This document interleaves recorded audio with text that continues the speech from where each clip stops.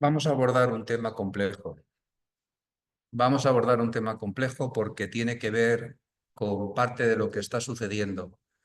Las clases de historia contemporánea, sobre todo las de historia contemporánea tan próxima a nosotros, donde la documentación está sin abrir, es decir, los archivos son secretos, están guardados por leyes de protección de los distintos gobiernos de los diferentes estados. Es difícil hacer una historia lo más objetiva posible, en la medida, como digo, porque la información que tenemos es una información, fundamentalmente, una información cuando menos incompleta, cuando menos incompleta. Partimos de documentos, sí, muchos de ellos, por ejemplo, el gobierno británico, pues tiene una ley que permite que documentos de hace 75 años ya puedan ser públicos, pero por ejemplo en España, pues hay una serie de documentos que todavía no son públicos por la ley de secretos oficiales. ¿Por qué digo esto? Porque como tantas veces os he comentado, los historiadores, para construir un relato histórico, nos basamos en fuentes primarias y secundarias. Las primarias son aquellas que generaron los actores de los acontecimientos históricos. Generalmente todos esos actores son miembros de gobiernos que tomaron decisiones en relación con sus diferentes responsabilidades. Fuentes primarias también serían las memorias que esas personas dejaron de sus actos públicos. Lógicamente, una memoria nunca puede ser imparcial. Si se hace una memoria es con intención de dejar constancia de las bondades del papel público que esa persona representó en la vida. Por tanto, hay que leerlo siempre contrapesándolo, que es lo que hay que hacer también con los documentos oficiales. Documentos primarios o fuentes primarias también podrían ser noticias de prensa, pero en la medida en que sirvan para complementar, porque como ha quedado atestiguado a lo largo de distintos cursos y este último seminario sobre las primaveras árabes, ya sabéis cómo se produce la comunicación y cuáles son los objetivos que hay detrás de toda comunicación. Lo sabéis, porque ha quedado de manifiesto, ha sido puesto de manifiesto por la profesora que dio el seminario de comunicación. Así que la clase de hoy es una clase que tiene 100 años de antigüedad. Los acontecimientos tienen los más 100 años, los menos rondan los 80. Como antes he dicho, muchos documentos todavía están bajo el secreto oficial y la construcción del relato de los hechos que vamos a narrar se fundamenta en historiadores, que luego están citados en la bibliografía que tenemos al final, y esos historiadores se valieron de, bueno, pues de cartas de actores del momento, de documentos que pudieron ser publicados o que se contrastaron con otras fuentes y que pudieron de alguna forma aportar algo de luz, pero como tantas veces he dicho, la historia contemporánea, hacerla tan próxima a nosotros, siempre va a adolecer de una suficiente profundidad de campo como para poder tener una lectura lo más objetiva posible y lo más imparcial posible. Así que vamos a entrar en materia. Si el otro día dejamos el tema de Oriente Medio en el momento en que, derrotado el Imperio Otomano y tras los acuerdos de Sèvres de abril de 1920, se puso en limpio lo que luego se iba a manifestar en el Tratado de Versalles, de la Paz de París de 1920, obligando o forzando al Imperio Otomano a firmar esa paz, que significaba la desmembración del Imperio Otomano en 5 estados que se iban a beneficiar directamente, Francia y Gran Bretaña bajo el eufemismo de los mandatos, y dejamos el otro día, llegamos a contar, a narrar el desarrollo de los mandatos franceses, Líbano y Siria, e Irak y Transjordania, dejamos intencionadamente sin tocar Palestina. Le vamos a dedicar esta clase y la que viene, porque el tema requiere un análisis pormenorizado para comprender, y ahora sí que puedo decir que los hechos que vamos a narrar informan los hechos que están sucediendo. Así que vamos a prestarle toda la atención, porque quizá tengamos mejor opinión de los hechos, no digo una opinión favorable o contraria, mejor opinión formada de los hechos que están pasando si comprendemos bien lo que sucedió en estos momentos que voy a narrar. Esta clase primera, de las dos que le dedicamos a Palestina, la he titulado Palestina, del mandato británico a la Segunda Guerra Mundial.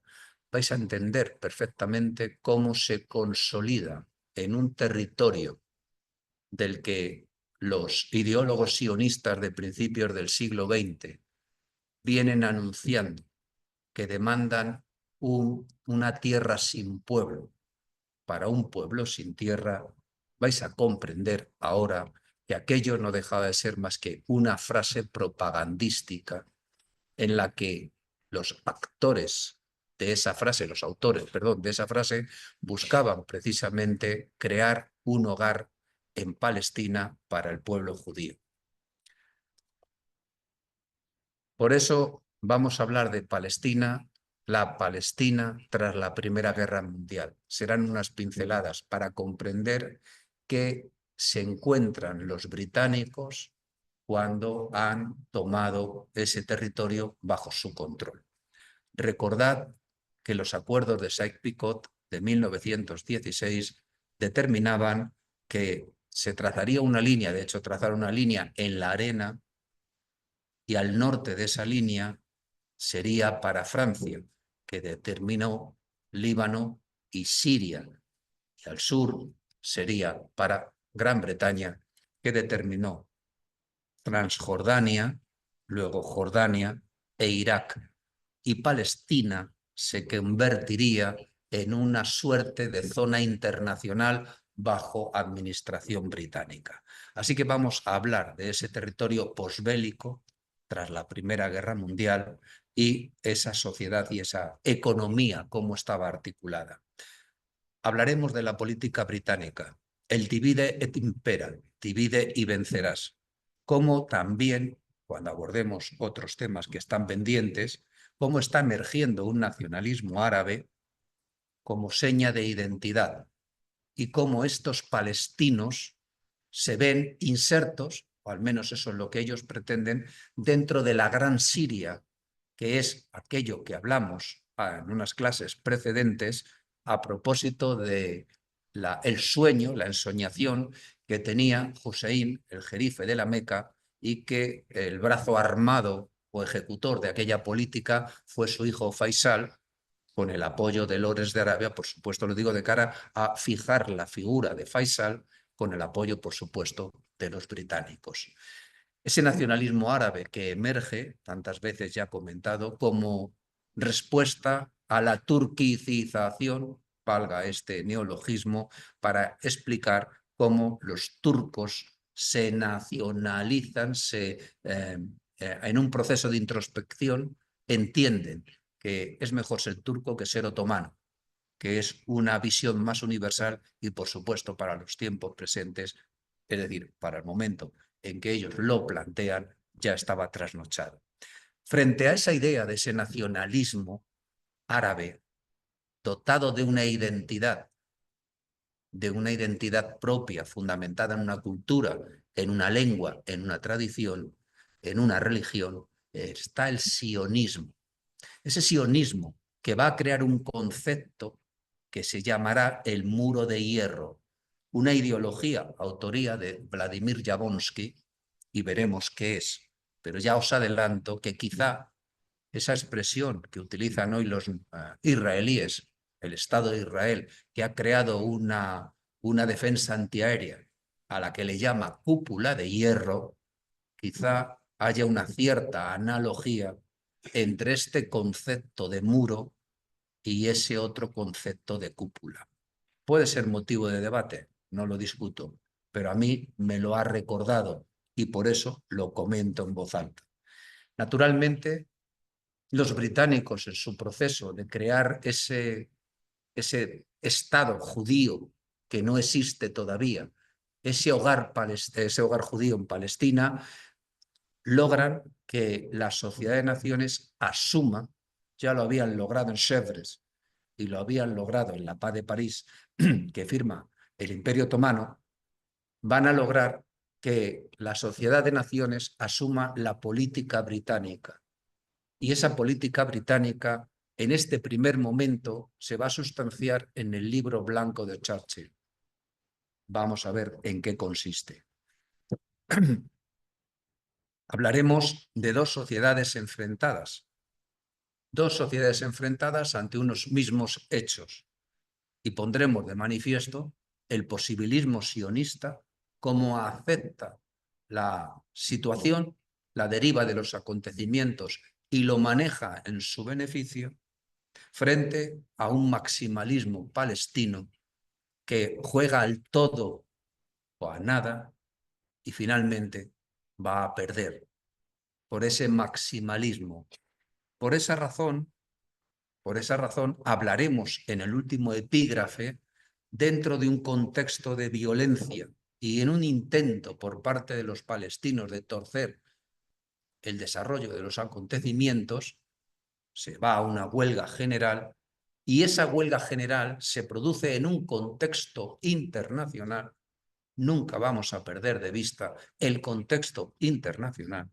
1936 es la huelga, de fatídico recuerdo para nosotros los españoles, porque precisamente aquí dio comienzo la guerra civil, pero también los británicos, en este proceso de avance del fascismo europeo, de un Hitler poderoso que está armando una Alemania que quiere vengar esa paz impuesta en Versalles en 1919, van a crear dos intentos de articular aquel embrollo de Palestina en el que se han metido, tratar de crear una suerte de dos estados sin determinarlo con toda claridad, pero intentando repartir el territorio entre dos comunidades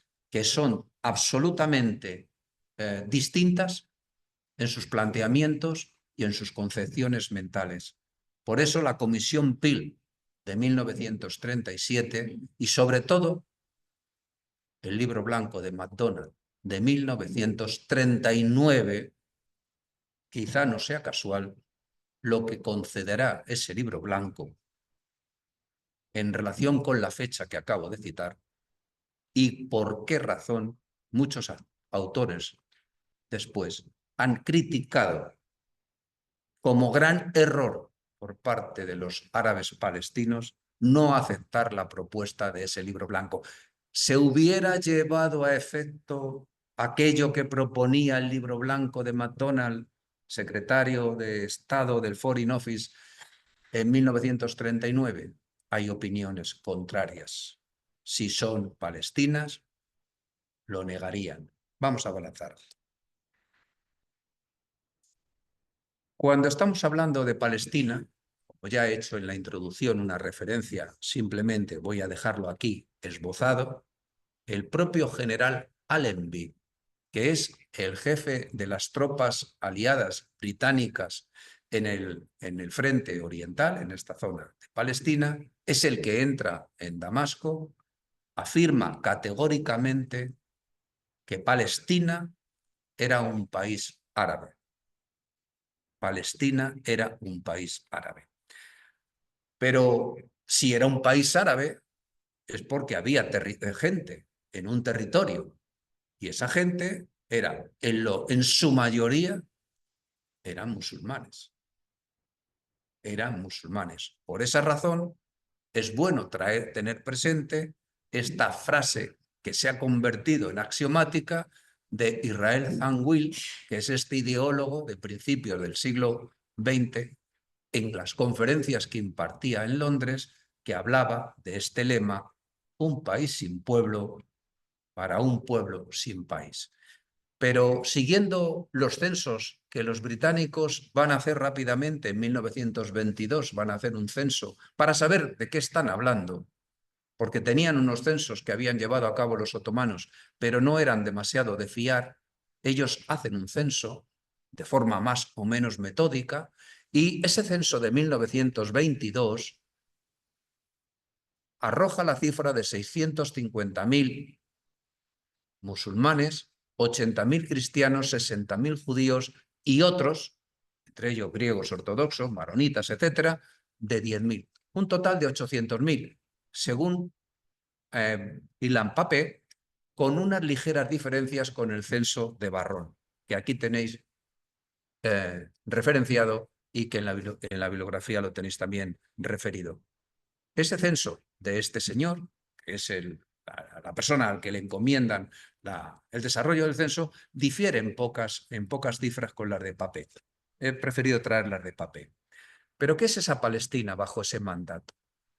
Lo que se encuentran los británicos es una sociedad maltrecha, porque ha habido 4 años de guerra. Y, como dijimos en su momento, y reitero ahora, asociamos la debacle de la Primera Guerra Mundial a las trincheras de Europa. Es cierto, eso es innegable. Pero también aquí hubo gente que murió, que luchó y que sufrió la guerra. Así que estamos hablando de un territorio que está emergiendo tras un efecto posbélico. El espacio está dividido en una tercera parte, está densamente cultivada, otra es mundo urbano y la otra es una mezcla entre desierto y pequeñas reservas naturales. Vamos a ver que aquella gente también sufrió las consecuencias de la guerra. En aquella zona hubo 40.000 musulmanes muertos, 10.000 cristianos y 1.000 judíos, que representaban el sexto del total. Es decir, en proporción a lo que eran las cifras demográficas de acuerdo con ese censo que antes hemos citado. Naturalmente, la economía que se daba en ese territorio era fundamentalmente agropecuaria, sector primario. ¿Por qué? Porque estaba sin desarrollar. Y veremos qué papel juega el aporte de los flujos migratorios judíos al desarrollo de este territorio. La agricultura era el motor de la economía, pero el problema que tiene esa zona es que tiene un estrés hídrico significativo, como todo el mundo sabe, y por tanto el aporte de los recursos hídricos en su mayoría lo aporta la lluvia. Luego sí que hay manantiales y ríos, pero están contaminados. Los que hemos estado recientemente en el Líbano podemos dar fe de cómo están los ríos libaneses. Son auténticas, iba a decir, cloacas. Son cintas transportadoras de basura, de bolsas de basura. El país en su conjunto y los ríos. Así que si extrapolamos eso a hace 100 años, y aunque no sea Líbano de lo que estamos hablando, pero es de un territorio anexo y cultural y mentalmente quizá se parezca, pues evidentemente nos puede dar una idea para comprender mejor qué es lo que quiere decir que estaban contaminados. Esa política británica hacia la población palestina, fijaros que va a tener 2 escuelas de pensamiento y las dos son antagónicas. Las dos son antagónicas. Esto es algo así como ese optimista que ve la media botella llena y el pesimista la ve medio vacía. Hay una escuela de pensamiento que entiende que aquel enfoque de Commonwealth, auspiciado por la Gran Bretaña, fue un aporte generoso, una visión generosa. Entendían que Gran Bretaña se iba a mantener en la zona. Cuando hablemos de Líbano, y tocará en clases venideras, veremos también cómo los maronitas anhelan Que los franceses se queden, que se queden en el Líbano. Pues aquí hay una parte de un colectivo que entiende que el apoyo de Gran Bretaña es fundamental para el desarrollo de esa sociedad. ¿De qué sociedad? Naturalmente de la sionista. Ahí es donde Jablonski va a hablar del muro de hierro. No adelantemos acontecimientos. Luego están los que opinan lo contrario, que fue una visión austera. Lo que sí dice Ilan Pappé, al que recomiendo que se lea si tenéis interés, porque es un judío, es un israelí que analiza las cosas con mayor imparcialidad dentro de la subjetividad de cada uno de cada uno de nosotros, de cada uno de los autores. La política británica busca como objetivo hacer una modernización limitada, algo así como lo que están llevando a cabo en la India y en Egipto.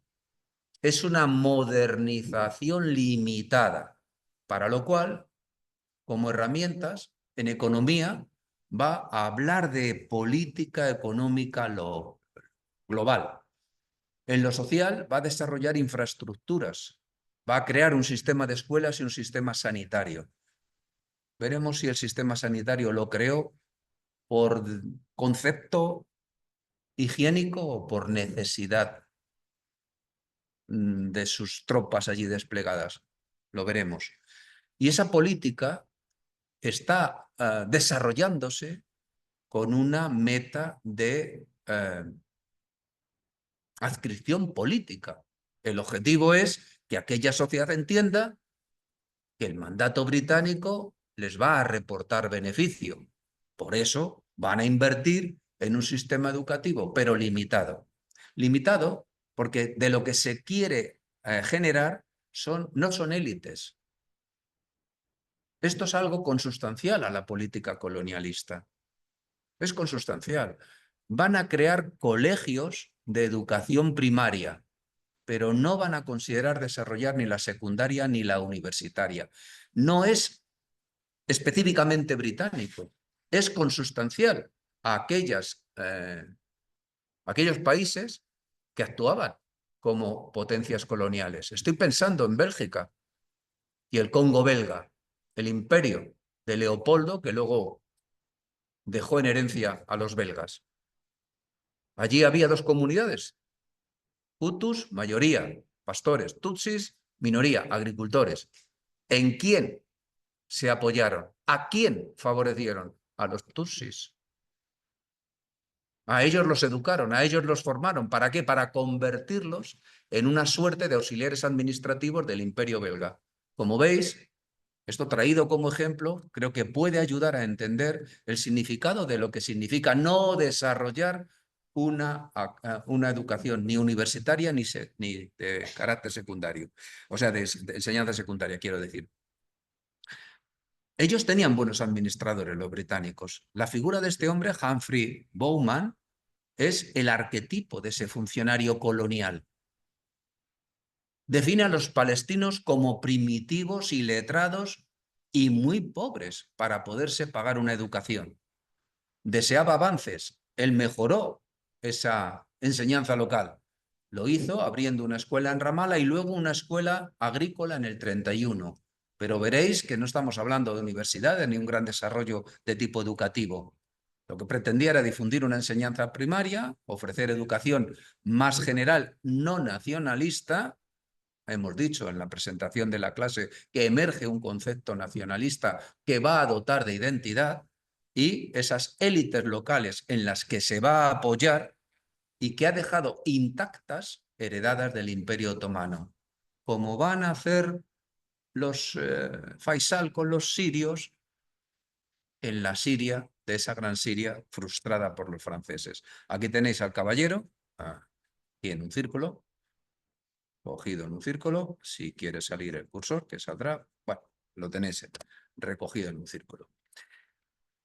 Esa política británica también se va a fijar como meta una política de tipo asistencial, pero como antes he dicho, quizá condicionada por el hecho de que hay tropas muchas tropas desplegadas, y si la población civil sufre algún tipo de epidemia, las tropas no son incólumes, terminarán siendo afectadas. Por esa razón, teniendo en cuenta que los males endémicos del territorio con carácter general eran la viruela, el tifus y el sarampión, y luego los beduinos, además de piojos y mosquitos, pues tenían sus propias peculiaridades en forma de piojos y mosquitos, pues sí se mejoraba el sistema sanitario general, se mejoraba o se atenuaba cualquier complicación para las tropas. Sea como fuere, siendo ese el motivo principal, lo que no cabe duda es que el resultado fue que Palestina tuvo una sociedad con el mayor nivel sanitario del Mediterráneo oriental en la época. También, naturalmente, desarrolló infraestructuras como carreteras, telégrafo, correos, ferrocarril, todo ello con un fin de tipo militar, pero que beneficiaba también a la sociedad civil. Donde no había carreteras, se construyeron. Ya decían los romanos que la mejor defensa del imperio, de una ciudad, perdón, era un camino, era una vía romana. Bueno, pues si se crea una vía, las tropas llegarán antes en situaciones de conflicto, por ejemplo. El objetivo principalmente de Gran Bretaña es crear un mandato árabe judío, dice Pape. ¿Cómo lo quieren hacer? Van a crear unas asambleas legislativas con un poder ejecutivo, pero ojo, controlado por el alto comisionado británico. Es decir, vamos a daros una representación, sí, con alguien tenemos que hablar, alguien tiene que hablar en nombre de estos pueblos, de estos dos colectivos, pues creemos entonces una asamblea que nosotros dirijamos y controlamos. Bueno, nada nuevo bajo el sol. El problema era que ese creciente aporte de migración judía estaba siendo visto como una amenaza, y hablaremos del significado de amenaza un poco más adelante, por los palestinos, por los árabes que vivían en Palestina, porque se estaban empezando a dar cuenta de que aquellos aportes de flujos migratorios estaban cambiando la identidad de la sociedad. ¿Os suena? ¿Os suena, verdad?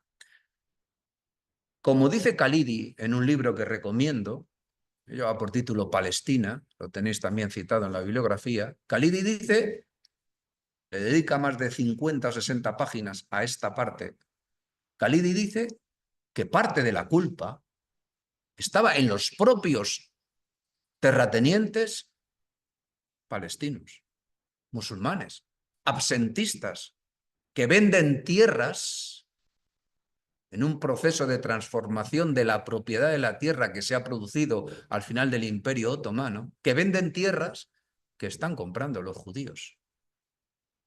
¿Pero qué judíos? ¿Los inmigrantes que llegan allí?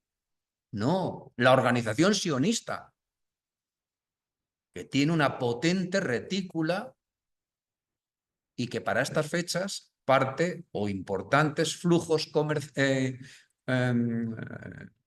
de capital lo están aportando los judíos norteamericanos. Por tanto, tienen una importante dotación presupuestaria para comprar tierras que venden palestinos, terratenientes absentistas. Lo dice Khalidi. Y, como digo, le dedica unas cuantas páginas a explicar este proceso. Esos sionistas compran tierras que para estos asentistas terratenientes no tienen valor, pero son zonas costeras y valles fértiles, en la zona de Galilea, al norte de la actual Palestina, casi frontera con el Líbano. Eso, además, va a hacer que estos individuos parcelen la tierra. Luego veremos, cuando se produzca la revuelta, cuál va a ser la política que van a llevar a cabo. Todo está perfectamente articulado, todo está pensado, porque hay detrás una organización que tiene un objetivo. Y estos inmigrantes, sionistas, judíos, no dejan de ser unos meros ejecutores de una política que está trazada por una organización sionista que tiene las ideas muy claras, que está presente en Londres negociando con Faisal el reconocimiento de esa comunidad. ¿Os acordáis que lo hablamos el otro día? Bien.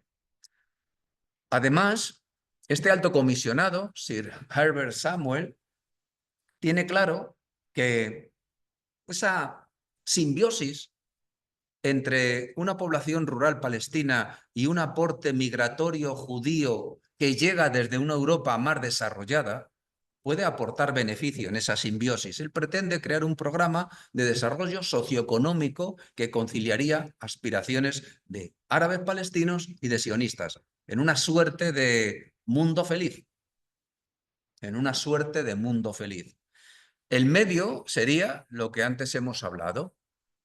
Liberemos la llegada de aportes migratorios judíos a Palestina y además permitamos las transacciones en ventas de tierras. Fijaros cuál es el resultado. Entre el 19 y el 23 llegaron 37.000 nuevos colonos, sobre todo y fundamentalmente desde Ucrania. Ucrania. Aquí tenéis al señor Sir Herbert Samuel.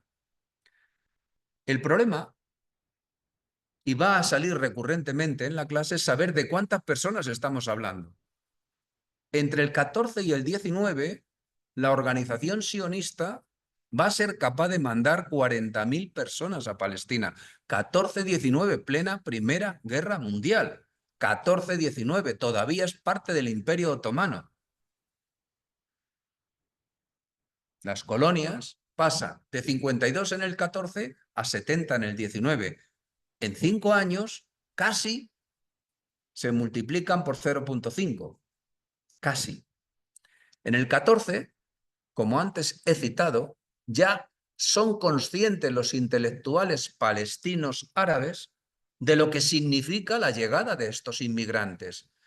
Y Isa al-Isa, al que cita Khalidi, en un periódico llamado Filistín, dice: una nación amenazada con desaparecer por la marea sionista en esta tierra palestina.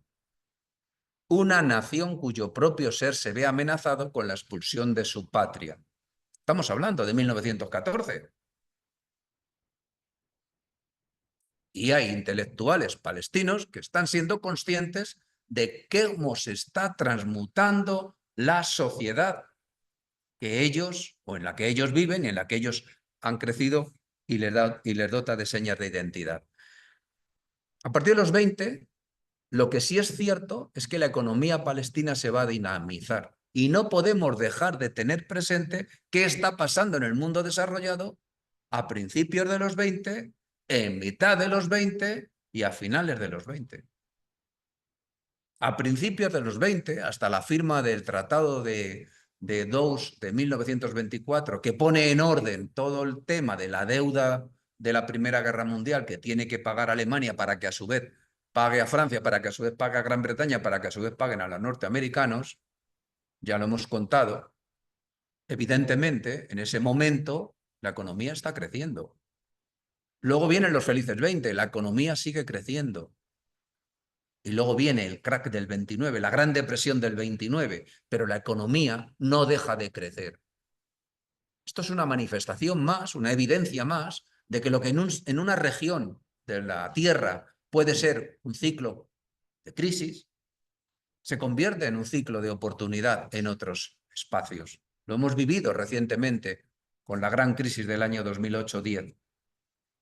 Mientras en el mundo occidental vivíamos angustiados por una deuda pública y por un crecimiento del valor de la deuda que no paraba de crecer, había regiones en la zona de Asia-Pacífico que estaban creciendo.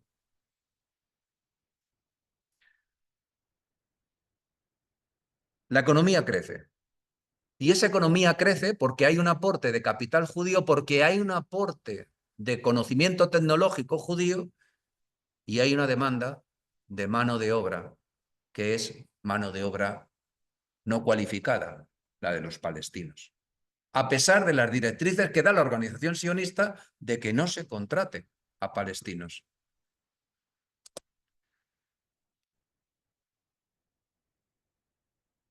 Esta reflexión de Papé me ha parecido interesante aportarla porque lo que él dice es, frente a una visión tradicional de confrontación, colonialismo británico y nacionalismos locales, Papé dice, sugiere que aquellos que no formaban parte de las élites locales, ni de los líderes, ni de la clase gobernante británica, intentaron llevar estilos de vida diferentes. Esto tiene que ver en relación con lo que acabamos de decir. Crece la economía.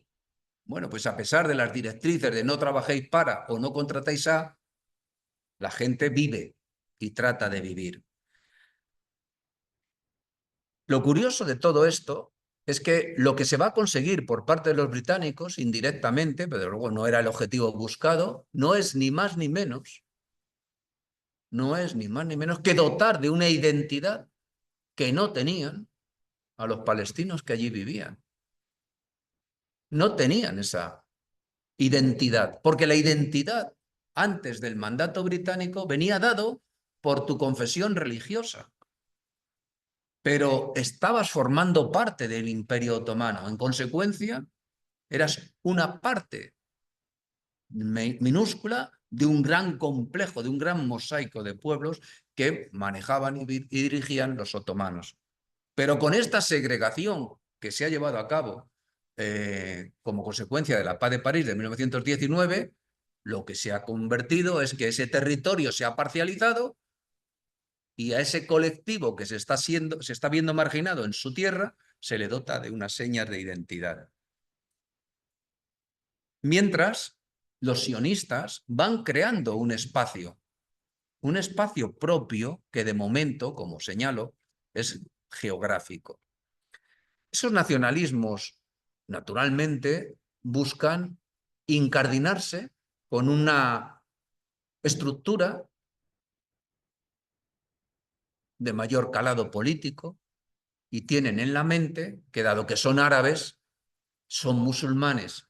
Y a ese otro lado de la frontera se está construyendo o se pretende construir esa gran Siria que va a dirigir Faisal, que Palestina forme parte del sur de la gran Siria.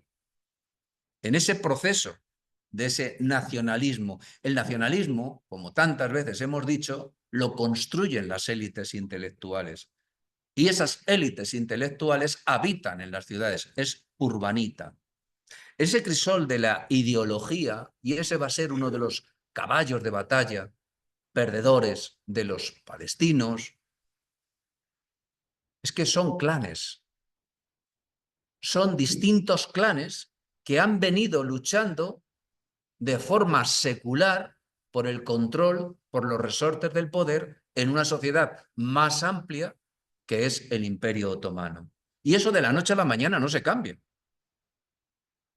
No se cambia, porque es mucho más difícil derribar barreras mentales que espacios geográficos. Se comunica mejor un espacio geográfico, por muy enrevesado que sea, que cambiar la mentalidad de las personas. Eso requiere mucho esfuerzo y alguna generación. Y de la noche a la mañana, tú no cambias conceptualmente de vivir en un clan al que debes obediencia y que está enfrentado con otro clan. Estoy pensando en el mundo medieval, de los distintos grupos oligárquicos que controlaban las ciudades, pues algo parecido podría servir de ejemplo. Estamos entonces en un momento en que es un fin de ciclo para estos clanes, pero los herederos son jóvenes, están europeizados, pero también se han arabizado como consecuencia de ese proceso de turquicización llevado a cabo por los otomanos. Esto es importante destacarlo, porque estos jóvenes otomanos, estos jóvenes árabes, van a entender que esa política llevada a cabo por los británicos que va a convertir, en este caso Palestina, le va a dotar de una lengua propia, el árabe, en frente al turco, que es el que antes predominaba, va a ser importante para ellos, porque la lengua, como dijo Nebrija, la lengua siempre fue compañera del imperio. En consecuencia, si tienes una lengua propia, que se lo digan a los nacionalistas de todo tipo y cuño, la lengua dota de identidad propia y al mismo tiempo excluye al que no habla tu lengua. Nebrija tenía razón. Esa Palestina que está reclamando Faisal se va a quedar convertida en nada, como bien sabéis, porque ya lo dijimos. Los franceses van a derrotar en el año 20 a Faisal, Faisal se va a exiliar en Egipto, le van a dar cobijo los británicos y los franceses van a dividir en 5 estados esa Siria, donde han dotado de un gran Líbano, unidad, a ese Líbano maronita, ya hablaremos de ello, aunque el otro día lo anunciamos, a los sirios árabes les dotan de diversidad, valiéndose de las distintas confesiones de tipo religioso. Mientras los palestinos están en esta situación, los sionistas, los judíos, tienen muy claro lo que quieren. Aspiran a tierra de Israel, a construir Eretz Israel, que es lo que significa tierra de Israel. Y añade Weizmann, que es el presidente de la organización sionista, en una carta a Churchill del año 21, añade lo siguiente: Transjordania, que se ha segregado para construir el reino de Transjordania, el Emirato en beneficio de Abdalá, luego sería reino de Jordania. Transjordania fue desde los tiempos más tempranos una parte integral y vital de Palestina. Y segregarla y entregarla a los árabes podría frustrar toda la política del hogar nacional judío. Estamos hablando de un concepto de territorio, de una Palestina histórica que no se circunscribe a lo que luego serían los límites que se van a fijar en el Jordán, porque más allá del Jordán se creará este Emirato de Transjordania.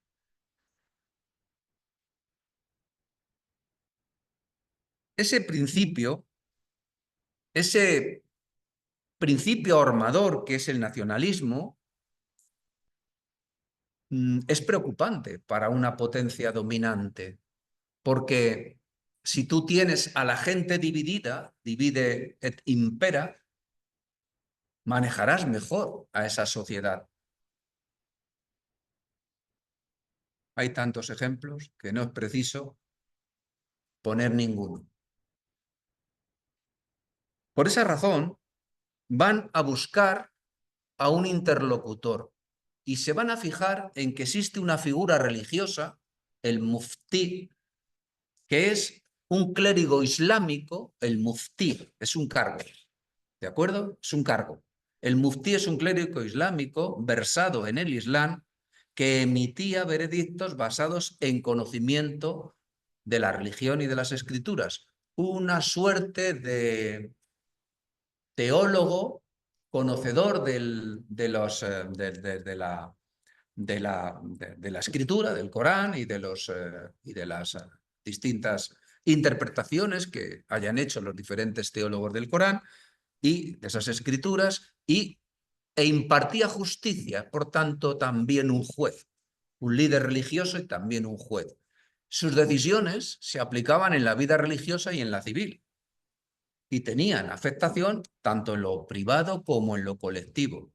En Egipto, por ejemplo, sirvió mucho y bien a los británicos porque fue el interlocutor de una sociedad que fundamentalmente se fundamentaba en la religión.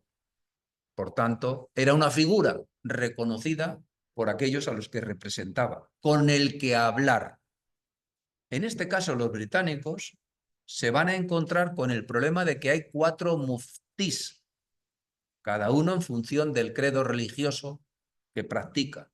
Así que ellos van a tomar una decisión siguiendo el divide et impera y van a elegir a un Husseini, de la familia de los Husseini. En estas situaciones, la comisión, en esta situación, este marco histórico que estoy contando, la comisión King-Craig que había mandado Wilson tiene las ideas muy claras. Lo deja muy claro. Lo deja muy claro. En 1919 se ha entrevistado con distintos interlocutores y dicen que un hogar nacional para el pueblo judío no equivale a convertir Palestina en un Estado judío. Tampoco puede lograrse la construcción de ese Estado judío sin violar gravemente los derechos civiles y religiosos de las comunidades no judías existentes en Palestina. En la conferencia de la Comisión con los representantes judíos se puso de manifiesto repetidamente el hecho de que los sionistas esperaban una desposesión prácticamente completa de los actuales habitantes no judíos de Palestina mediante diversas formas de compra. Esto es de agosto de 1919. Y que los árabes de Palestina estaban rotundamente en contra de todo programa sionista y recomendaban que la Conferencia de Paz de París limitase la inmigración judía y renunciara a la idea de convertir Palestina en una patria judía. Esto lo cita Macmillan, al que tenéis referido en la bibliografía, una obra magnífica sobre la paz de París, unos 700 páginas o 600, no, un tocho. Y así lo explicaba este ideólogo, Vladimir Jabotinsky, que es un hombre que cubre el último tercio del siglo XIX y la primera mitad prácticamente del XX. Es un sionista de origen ruso. En el 23 creó Beitar, un movimiento sionista juvenil de Europa Oriental, que en Israel se convirtió en la rama juvenil del partido Likud, en el que milita un tal Benjamin Netanyahu, y de los partidos de derecha que se adherían a la idea del Gran Israel, dominio judío de toda Palestina. ¿Qué dice él a propósito del muro de hierro? El muro de hierro no podemos ofrecer ninguna compensación adecuada a los árabes palestinos a cambio de Palestina. Por lo tanto, no hay ninguna posibilidad de alcanzar un acuerdo voluntario. De modo que todos aquellos que consideran que un acuerdo de este tipo es una condición sine qua non para el sionismo, bien pueden decir no y retirarse del sionismo. Subrayo.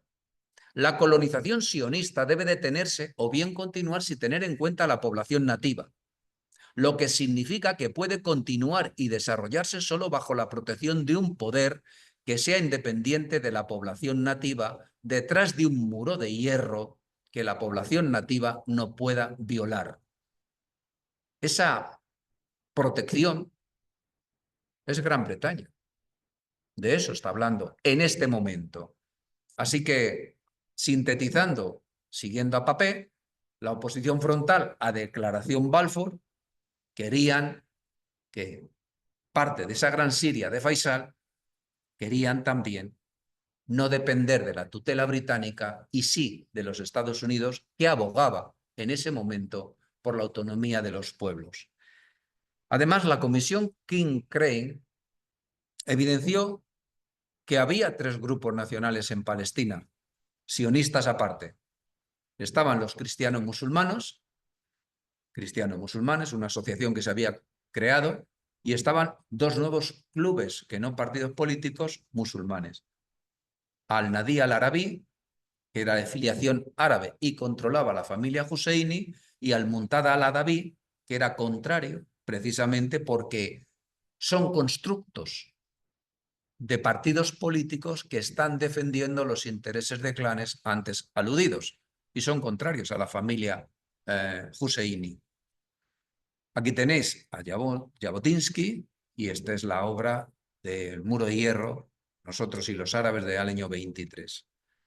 Naturalmente, ese mandato va a conocer el final de ese sueño de la Gran Siria cuando los franceses derrotan a Faisal y sus tropas irregulares en 1920 y con ello acaba la idea de formar parte de la Siria del Sur, esta Palestina. Se van a crear una serie de órganos de expresión de las ideas, creando periódicos como Siria del Sur, de la familia Husseini y Filastín, de su rival, familia rival, que es los Nasajibi. Es decir, que como veis, frente a un movimiento nacional judío, a una organización sionista que tiene muy claro qué es lo que quiere, que habla con una única voz, que es reconocida como interlocutora válida ante las potencias internacionales, fundamentalmente Gran Bretaña, que es su valedora. El lado opuesto, los palestinos, no presentan un frente común. No presentan un frente común. En esa encrucijada, Churchill, en el año 22, va a forzar que el Parlamento británico acepte un planteamiento que es asumir íntegramente el compromiso de la Declaración Balfour de 1917, pero queda restringido. En lugar de ser generalista, se acepta que los judíos están en Palestina por derecho propio, no por tolerancia. Son una comunidad nacional propia que la inmigración regulada convertirá en el hogar nacional judío. No toda Palestina será suelo del hogar nacional judío. Ya tiene muy claro Churchill que hay que segregar la Transjordania. Lo que está más allá del Jordán todavía no lo ha manifestado, pero ya lo tiene en la cabeza, porque algo hay que dar a los Hussein de premio a los hachemitas, de premio de consolación, ya lo hemos dicho en clases precedentes. Así que ese libro blanco, el 18 de junio, es aprobado por las naciones, la Sociedad de Naciones, el 22 de julio. Es decir, que hay un mes de diferencia entre el planteamiento que defiende el libro blanco de Churchill y lo que asume como propio la Sociedad de Naciones. Y queda por presentar en sociedad ese territorio que se va a segregar, que va a ser Transjordania. Y lo van a hacer en septiembre. Lo van a hacer en septiembre, el 16 de septiembre, cuando Gran Bretaña aporte un memorándum a la Sociedad de Naciones donde diga que hay que distinguir entre Cisjordania y Transjordania, más allá del Jordán. Dotar al espacio de identidad propia segregándola del mandato británico. Es decir, segregan una parte de Palestina histórica creando el Emirato de la Transjordania. Se sustrae formalmente de la colonización judía sionista a este territorio.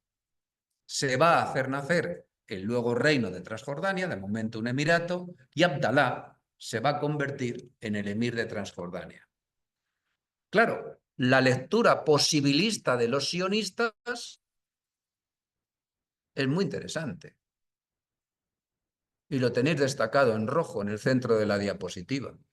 Si la Palestina transjordana es solo para los árabes, significa que la Cisjordana, la que está a este lado del Jordán, es solo para los judíos. ¿Está claro? Está claro, ¿verdad? Así que siguiendo a Cullé y Fortet, señalan estos dos autores en un libro tan reciente que es de este año, fijaros, 2025, decisiones, por tanto, tomadas en el bienio 2022 favorecen al sionismo en perjuicio del nacionalismo árabe palestino, aunque muy por debajo de las expectativas judías. Y eso es lo que nos lleva a comentar el distinto comportamiento que tienen las dos comunidades en relación con los hechos. Los judíos se sienten decepcionados, no es eso lo que ellos tienen en la cabeza. Para ellos, como dijo Weizmann en esa carta a Churchill, Palestina es todo, el antiguo Israel. O el antiguo Israel era toda Palestina, mejor dicho. ¿Se sienten decepcionados? Sí. Pero aceptan el libro blanco y el mandato británico. Ya no es aquella declaración de Balfour. Ya no es aquella concesión que hace Faisal y que reconoce como interlocutores a los sionistas en el Tratado de Londres de 1919. Ya no es Solo aquello, además, mediante todo esto que va dicho y ese memorándum que se aporta para segregar de esa parte de Palestina a Transjordania, lo que se está haciendo es dar una carta de naturaleza a un territorio que empezó recibiendo migración judía bajo el lema de una tierra sin pueblo para un pueblo sin tierra. Estado judío, ¿qué hacer? Esperar una coyuntura precisa, sin hablar nunca de ello. Esa es la línea pragmática y programática que van a llevar los sionistas. Frente a ello, los árabes tienen un discurso maximalista, es un rechazo frontal. Cualquier segregación, desde la declaración Balfour, intransigente indiferencia, falta de realismo, es en parte o gran parte responsable de la catástrofe que se abatió sobre ellos al final del mandato, ya siguiendo a Allen. O Logans, un autor francés. Los franceses han trabajado mucho y bien este tema, no solo los franceses, pero los franceses han trabajado mucho y bien. Logans es un autor que tiene como 6 volúmenes dedicados a todo el tema de Palestina y al que, en fin, si tenéis interés, recomiendo que acudáis. La verdadera debilidad de la dirección palestina reside en su incapacidad para distinguir entre una flexibilidad táctica inmediata y unos objetivos estratégicos a largo plazo, aquello que es la gran fuerza del sionismo. Y curiosamente, Hitler va a ayudar y mucho al crecimiento de la emigración de judíos a Palestina. En el año 29 nace la Agencia Judía. Os tiene que sonar mucho si recordáis la película de Éxodo, porque se cita recurrentemente a la Agencia Judía, Nacional Judía, que es la que fleta el barco del famoso episodio de Éxodo. En el año 32 dije al inicio de la clase que no podemos olvidar el contexto internacional. En el año 32 los nazis llegan al poder. El Partido Nacional Socialista Alemán, Nacional Socialista Alemán, gana las elecciones, como hemos explicado ya. Fijaros los flujos migratorios. En el año 32, 9.000. En el 33, 30.000. En el 34, 42.000. En el 35, leyes de Nuremberg, luego hablaré de ellas. En el 35, septiembre, leyes de Nuremberg, 61.000. El proceso contra los judíos en Alemania va increciendo. Hay ahora me viene a la memoria carteles que se ponían en las entradas de las poblaciones alemanas, en algunas poblaciones alemanas que con el nombre de la población ponían un cartel que decían: tenemos el cupo de judíos cubierto. No es exactamente la frase, es la idea. No cabe un judío más o algo así. Pero esto lo estaban poniendo los alemanes en ese momento. Por tanto, fijaros cómo todo eso influye en los procesos migratorios. En el 37 se baja a 10.000, en el 38 12.000, en el 39 16.000. ¿Por qué? Por como está ahí explicado.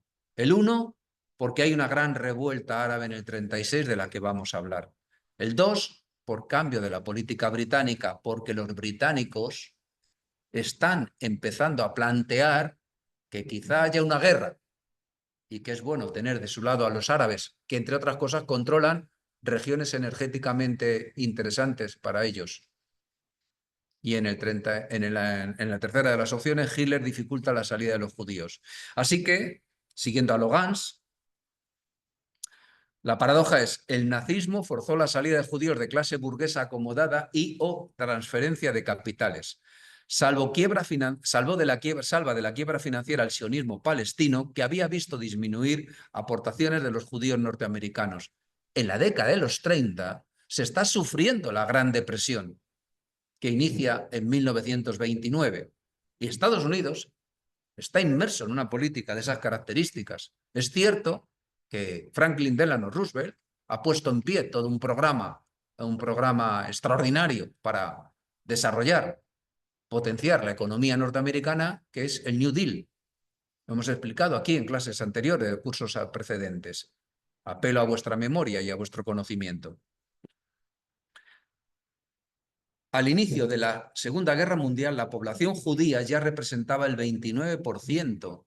Aquellos 80.000 judíos del censo de Barrón del año 22 han pasado al inicio de la Segunda Guerra Mundial, en el 39, en 17 años, han pasado a 460.000. Pero hay un factor que está concatenado a esta inmigración judía que no podemos sustraernos a referirlo, que es cómo esta gente aporta un conocimiento intelectual. Son gente europea, son gente cualificada, son gente formada en centros universitarios europeos. No solo son inmigrantes de la zona rural de Ucrania, por ejemplo, de Bielorrusia, incluso de la propia Rusia, sino que son gente de Centro Europa. Son gente, por tanto, con un potencial intelectual y económico. Entre el 31 y el 35 aportaron a la economía local 31 millones de libras. Desde el año 27 la libra palestina es equiparable a la libra esterlina. 31 millones de libras. En 4 años. Fijaros lo que significa de inyección de capital en una sociedad de estas características. Dinamizan la economía, circulación monetaria casi se duplica, el consumo de energía casi se triplica. El presupuesto fiscal del mandato británico creció en un 80%. Naturalmente, este tamaño de desarrollo desbocado de la economía tuvo que producir un calentamiento de la misma, tuvo que producir una inflación, pero Cuyá y Fortet, a los que he citado y a los que he seguido en este punto, no hablan para nada de ello. Sería interesante ahondar en ello, pero sería ampliar demasiado, quizá más académico que pedagógico en este momento para comprender mejor lo que estoy tratando de decir.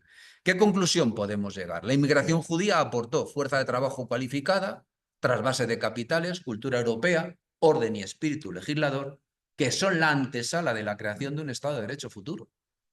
¿Qué quiero decir con esto? Nada que vosotros no estéis en este momento pensando. Si la única democracia que hay en Oriente Medio es la de Israel, evidentemente aquí están la razón de ser. Los fundamentos están en que son europeos y que traen una cultura diferente a la cultura musulmana, distinta, porque tienen otra concepción cultural, otra ideología diferente, otra mentalidad. Los árabes no tienen, como antes hemos dicho, una clara definición identitaria. Ellos siguen formando parte en su mundo intelectual de aquel califato, de la umma, de aquella comunidad de creyentes, pero dotarles de señas de identidad, como nosotros las entendemos, como se están empezando a asentar en este momento en estos territorios, está fuera de sus concepciones mentales, de sus marcos mentales. Ellos están viviendo un conflicto de ideas, esos espacios en conflicto al que el curso le está dedicando este curso. Son espacios en conflicto mentales, ideas. En el 22 ya se atreven a anunciar viva Palestina árabe, libre y autónoma. Pero si hemos dicho que dentro del Imperio Otomano no existía esa posibilidad, pero ya hay intelectuales que empiezan a hablar de una Palestina árabe, libre y autónoma. En el 28 están reclamando integrarse en Siria. En ese momento Siria está creando su constitución y ellos están intentando que se integre esa Palestina en la Siria del sur. En el 31 el Congreso Panislámico declara formalmente, y esto es importante y lo vamos a destacar, puesto que todos los países árabes forman una unidad completa e indivisible, la nación árabe no aprueba ni reconoce las divisiones territoriales que han sido efectuadas en dichos países. Nación en el concepto de cultura, no en el concepto jurídico de Estado. Están hablando de eso, están hablando de la Gran Siria, están hablando de Faisal, están hablando de lo que Hussein le dice a MacMahon en 1915 para lanzarse a la guerra contra los otomanos. quiero un territorio que llegue desde una parte de Anatolia hasta el Golfo Pérsico y hasta la península del Sinaí, porque en la cabeza, mentalmente, lo que tienen es el pasado. Por eso hablan de una nación árabe. No existe la nación árabe en el concepto, sí en el concepto cultural, pero no es un ente jurídico. Pero están hablando de eso. Y luego añaden en el 32, el territorio árabe es una unidad perfecta que no admite ningún fraccionamiento. Palestina es un territorio árabe y una porción natural de Siria. Está claro que es un intento maximalista. Esa realidad política lo que va a hacer es que distintos partidos emerjan con distintas concepciones y se van a articular pues, en función de los intereses de las élites locales. Un partido liberal, un partido nacional y un partido disquial, que es independencia. Decíamos al inicio de la clase que el objetivo de los británicos era imponerse mediante el divide et impera. Así que hay que dividir a los palestinos. Por eso se fijan en el gran mufti, lo van a crear. Van a coger a un Husseini, que estaban enfrentados los clanes Husseini con los Nasahabi, ¿os acordáis? Y lo que van a hacer es crear la figura del gran mufti de Palestina. Hemos dicho antes que había 4 muftís en función de los credos religiosos de cada uno de ellos. Van a crear esa figura. Le va a servir a Inglaterra, a Gran Bretaña, para alumbrar una estructura de liderazgo. Convierte en alternativo a esta figura que le da muy buenos resultados en Egipto en lugar de un ejecutivo nacionalista árabe. Y esto es algo que va a ser reclamado por los varios congresos árabe-palestinos que dirige un Husseini primo del mufti al que no han nombrado mufti. Los británicos están incidiendo machaconamente en esa idea porque palestinos árabes significa que no son palestinos en tanto que entidad jurídica. ¿Son árabes? Sí, pero no tienen una entidad nacional. Son, para los británicos, un conglomerado de comunidades religiosas. Por tanto, el lado opuesto a lo que representa la Organización Nacional Judía y el movimiento sionista internacional. En estas va a estallar una huelga general en el año 36. Los palestinos ya han tomado conciencia, han dado un paso ya cualitativo en su oposición. Conciencia ya la venían tomando las élites intelectuales desde el 14, como antes hemos dicho. Son conscientes de su inferioridad ante británicos y ante los sionistas, ante los judíos. Y esa inferioridad es diversa. Es tecnológica, es financiera, es organizativa, es diplomática. No pueden competir en igualdad de condiciones. Todo eso genera frustración, pero se sienten más, son superiores en número y consideran que esa fuerza, que ese grupo, al ser mayoritario, les va a dotar de una fuerza.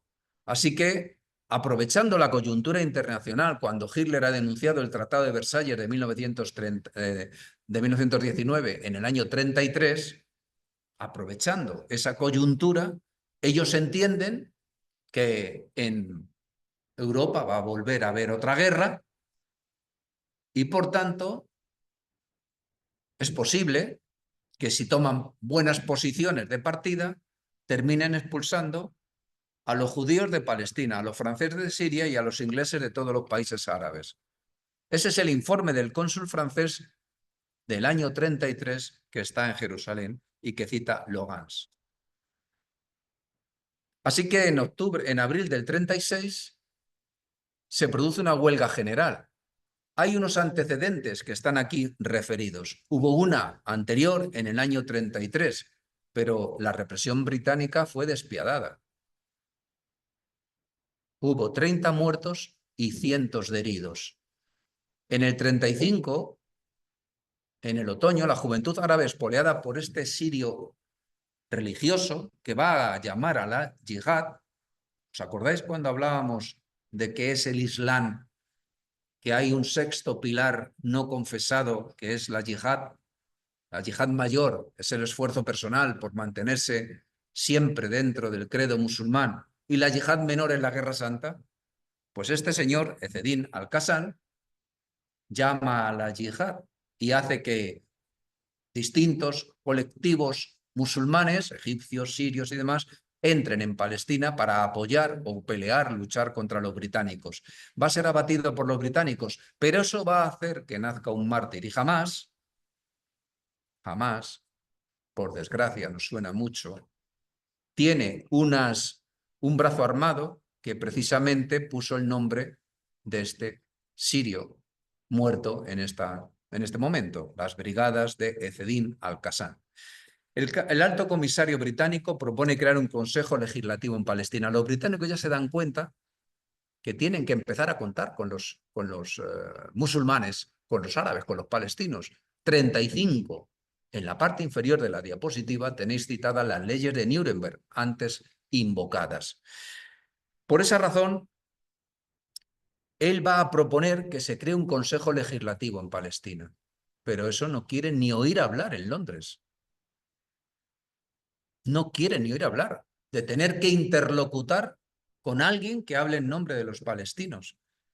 Churchill va a argumentar en febrero del año 36 en el Parlamento británico lo siguiente: cuando en un gran país la raza judía está sometida a una persecución horrible, fría, científica, total, cuando sus hijos son reducidos de la opulencia a la ruina, cuando su juventud es estigmatizada en las escuelas, cuando su pueblo es acusado de todos los males de la humanidad por las más abyectas de las tiranías, no es seguramente la hora en que la Cámara de los Comunes debe cerrar a esta raza la puerta de un refugio.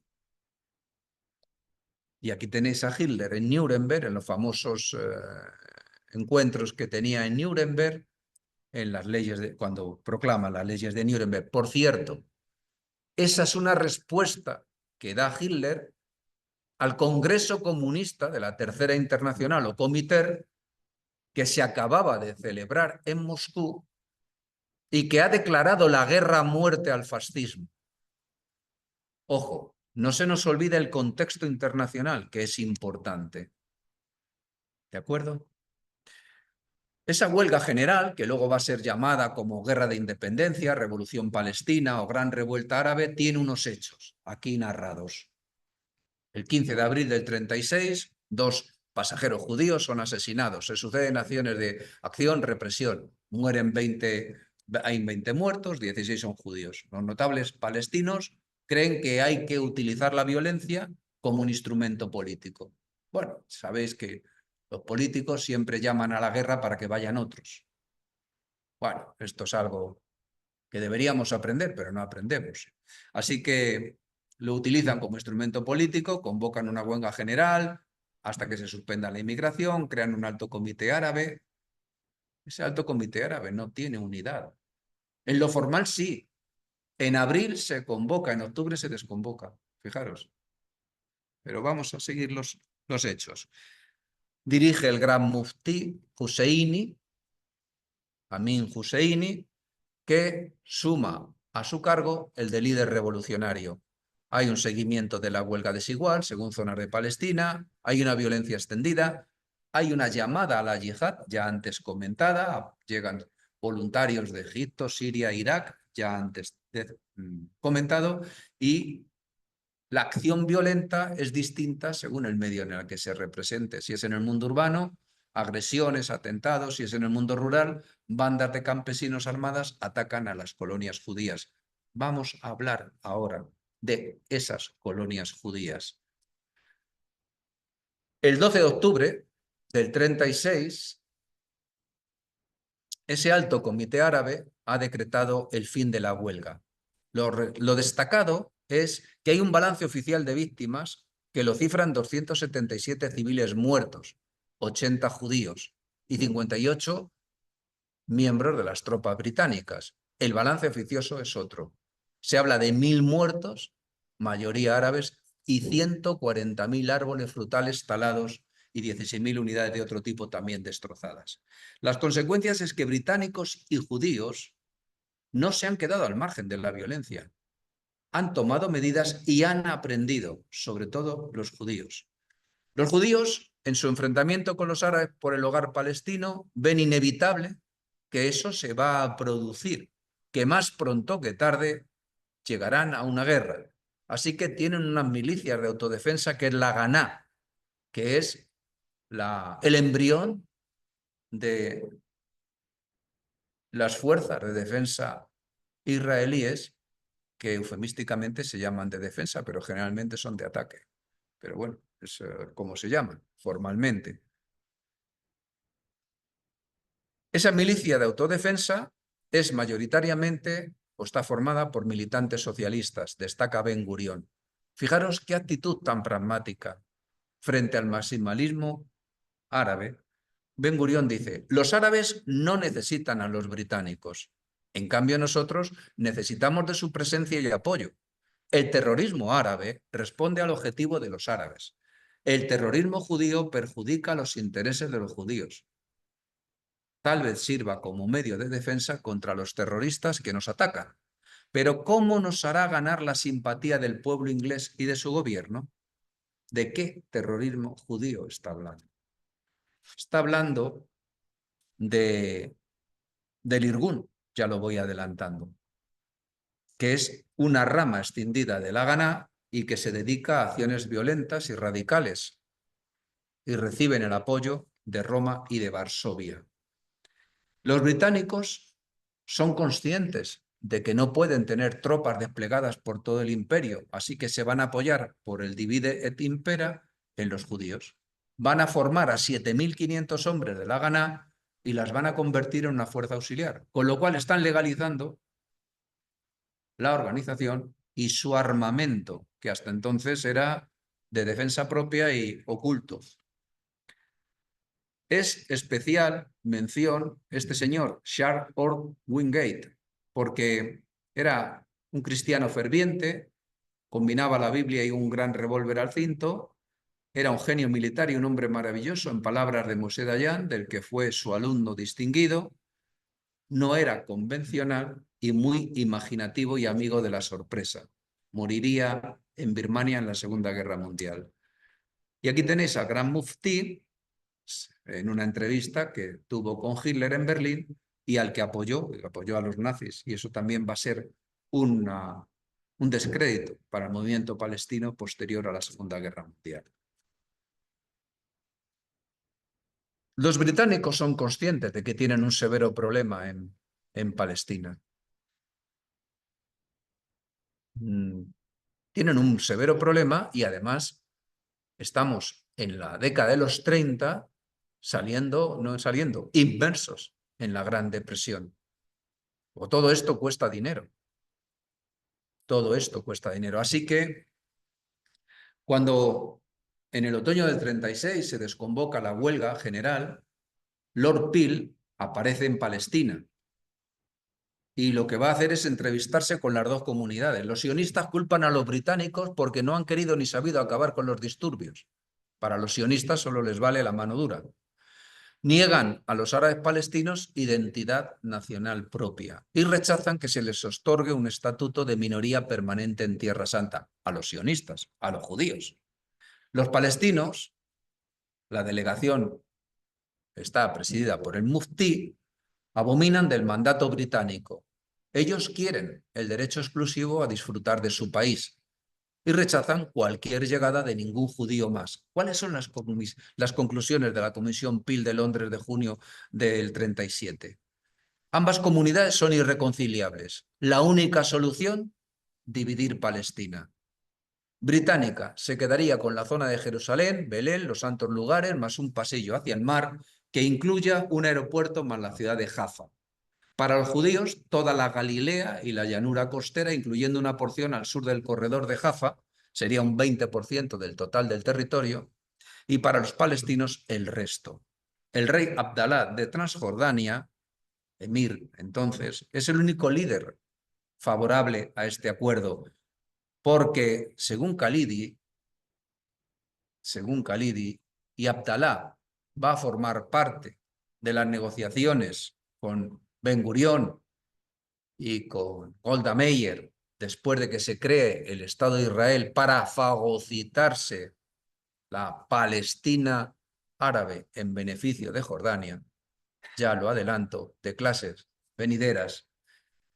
Para Khalidi, esta pretensión de este único líder árabe que está a favor de lo que propugna la Comisión Peel le hubiera permitido anexionarse esa parte de la Palestina árabe.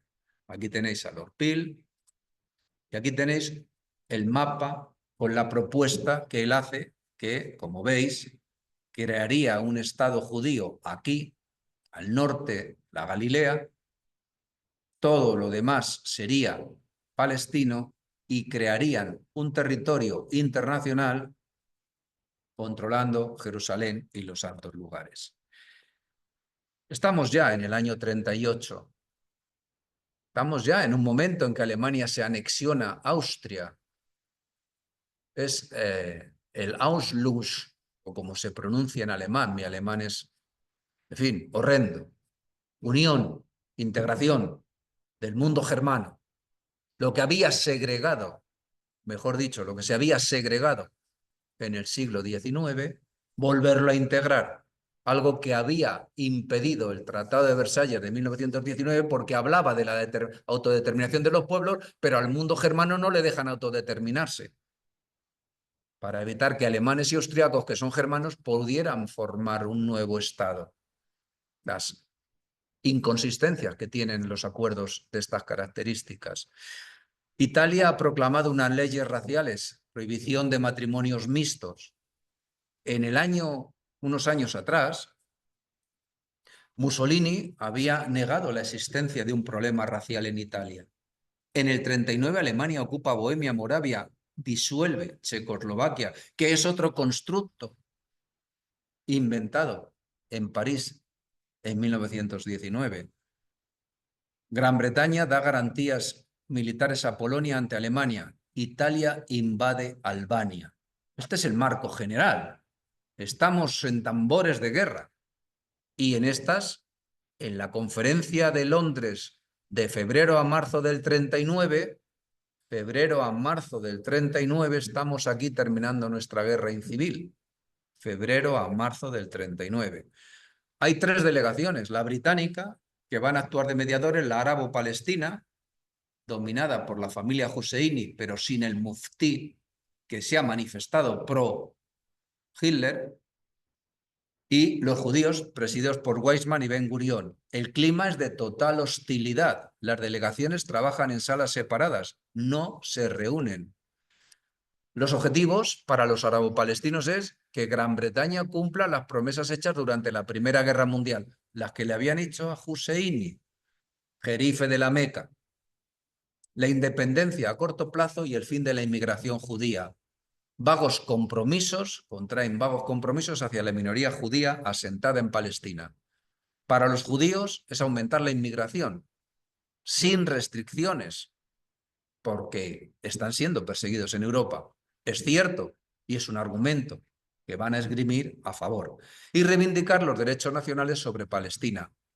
Los judíos pretenden eso. Y los británicos, evitar que una región energéticamente rica, como es toda la zona del Oriente Medio, la pueda controlar el Tercer Reich. Valoran como paso importante movilizador el Islam en toda la región. El Islam como fuerza movilizadora.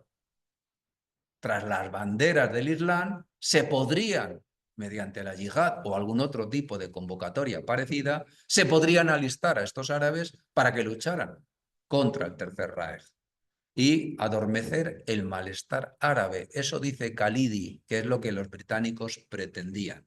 ¿Cuáles son las conclusiones del Libro Blanco? Gran Bretaña asociará progresivamente árabes y judíos al gobierno del territorio, dicen las conclusiones del Libro Blanco, para que en el plazo de 10 años se cree un Estado independiente en Palestina. Bajo mandato británico están ahora. En 10 años proponen crear un Estado independiente. limitar la inmigración judía a Palestina a 75.000 personas en los siguientes años. Esto está detrás de la película Éxodo, porque como están limitados los flujos, los británicos, acabada la Segunda Guerra Mundial, van a mantener estos compromisos del Libro Blanco de McDonald y van a limitar los flujos. Por eso la Agencia Nacional Judía va a llevar a todos los que puede, a todos los judíos que puede, salidos del Holocausto, de los campos de concentración, los va a tratar de llevar a Palestina. Pero esta va a ser la invocación que van a hacer los británicos para evitar que desembarquen los del Éxodo, por ejemplo. Después de la inmigración condicionada al visto bueno de los árabes, se persigue que los judíos no representen nunca más de 1/3 del total de la población y prohibir la compra de tierras por judíos o restringirla sobre el 95% del territorio. Naturalmente, los judíos rechazan de plano. Denuncian que es una traición al mandato de la Sociedad de Naciones, que es una deslealtad británica, y la Haganá empieza a cometer sabotajes contra las tropas británicas. Los árabo-palestinos, casi todos dirigentes árabes, rechazaron la propuesta por insuficiente. Uyay Fortet, y creo que tienen razón, señalan que fue un error histórico mayúsculo del movimiento nacional palestino. Para Hussein al-Khalidi, el libro Palestina, que antes es un familiar, perdón, del autor del libro de Palestina, lo que dice es que los británicos son falsos, no tienen voluntad política de cumplir. Lo que tienen es intención de adormecer las expectativas palestinas. Papé y Lampapé es rotundo. El gesto de los británicos hacia los palestinos y los árabes llegó demasiado tarde. Los británicos, en su brutal aniquilación de la revuelta del 1936, habían mostrado ya su verdadera agenda política. Además, el gobierno que había auspiciado este libro blanco es el de Chamberlain, es el que había acudido como primer ministro junto con el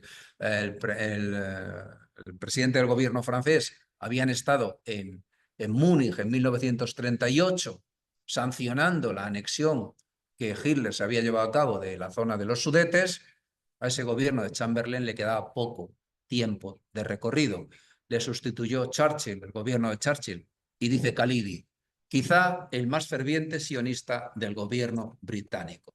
Aquí tenéis la conferencia de Londres, la delegación árabe-palestina. Aquí tenéis al señor McDonald, secretario de Estado para las colonias, y su planteamiento del libro blanco del 39, y por supuesto los judíos salen a la calle en Palestina a manifestarse en contra de este acuerdo del libro blanco. Esta es una foto de las muchos que podéis ver, aquí las tropas británicas, como veis, si esto quieres, en la parte inferior de la diapositiva, tenéis a las tropas británicas y allí al fondo los manifestantes. Pero fotografías como estas, si las buscáis por internet, las vais a encontrar en Tel Aviv, en Jerusalén. Los judíos están en contra de ese libro blanco de McDonald. Y cuando estalle la Segunda Guerra Mundial, y ya lo voy adelantando con respecto a la clase del próximo día, van a decir, ahora el libro blanco dejémoslo a un lado. Ahora interesa apoyar a los británicos. Bien, y aquí tenéis la bibliografía de la que me he servido para esta clase. Aquí tenéis el libro de Jabotinsky, antes le podéis consultar en internet. Tenéis la cuestión de Palestina, Faisal Weizmann, el acuerdo que se había hablado ya en el año 19. De Ilan Pappé recomiendo este libro sobre la historia de Palestina, por quién es el autor y por el estudio profundo que hace de la obra, y la comisión King Crane lo tenéis en la parte inferior izquierda. Bien, hasta aquí llega la clase y ha llegado el momento de preguntarnos si hay preguntas.